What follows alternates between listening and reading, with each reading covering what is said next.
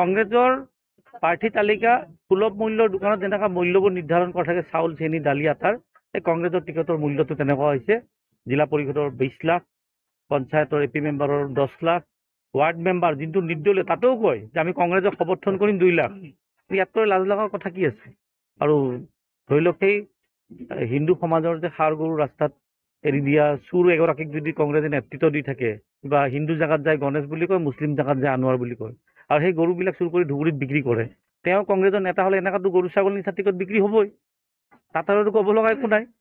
যিজন ল'ৰাই নিজৰ ধৰ্ম চেঞ্জ কৰে, জেগাই জেগাই যায়, হিন্দু জেগাত গণেশ বুলি কয়, মুছলিম জেগাত আনোৱাৰ বুলি কয়, আৰু ৰাস্তাৰ গৰু চুৰ কৰে, সাৰ যিবিলাক হিন্দু সমাজে এৰি দিয়ে, পূজাৰ কাৰণে এৰি দিয়ে নে নিদিয়ে, সেইবিলাক আপুনি চাব। তাত সেই সন্নিধি অঞ্চলৰ যিগৰাকী প্ৰাৰ্থীৰ কথা কৈছোঁ, তাত আটাইতকৈ তৃণমূল কংগ্ৰেছে বেছি ভোট পাব।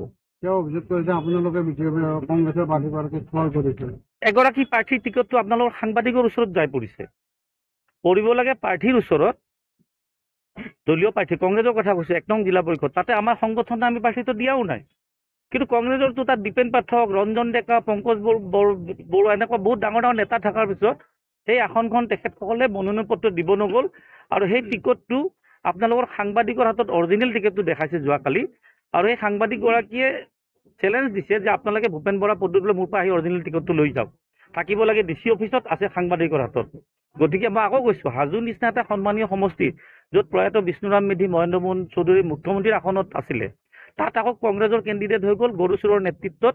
এইবিলাক কেতিয়াবা বোলে তেখেতৰ পত্নীক দিয়ে, তেওঁ নিজে কৈ আছে, মই আপোনালোকৰ সাংবাদিকত দেখিছিলোঁ, কৈছে যে মোৰ পত্নীও আছিলে প্ৰেচিডেণ্ট, মোৰ ভাতৃও আছিলে জিলা পৰিষদ, মই নিজেই বোলে সামান্য ভোটত হাৰিছে, মোৰ তলত 27,000 ভোট পাইছে, মই 55,000 পাইছোঁ, সামান্য ভোটত বোলে হাৰিছে যোৱাবাৰ বিধানসভাত, আৰু এইবাৰ তেখেতৰ জীয়ৰীক প্ৰাৰ্থিত্ব দিছে, আৰু বোৱাৰীক আকৌ মেম্বাৰ দিছে।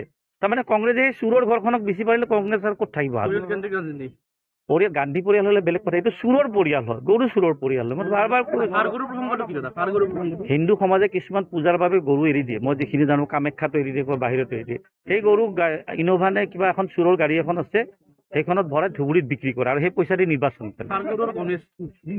মই ক'লো হিন্দু জেগাত গণেশ বুলি কয়, আৰু মই এতিয়া দুলু আহমেদ বুলি কওঁ, মই হিন্দু জেগাত গ'লো আহমেদ বুলি কওঁ, মুছলিম জেগাত গ'লো আহমেদ বুলি কওঁ, তেওঁ হিন্দু জেগাত বুলি ক'লে মই গণেশ। আৰু পঞ্চতীৰ্থৰ কথা সুধিলে পাখা মেলা বোলে পঞ্চতীৰ্থত পৰে। আৰু এটা কথা কৈছে দাদা, আপুনি বিজেপিৰ পৰা 3 কোটি টকা ল'ব বুলি কৈছে, ভালে হৈছে, টকা আহিছে, মই কৰ্মীবিলাকক ভগাই দিম, কি ডাঙৰ কথা হৈছে।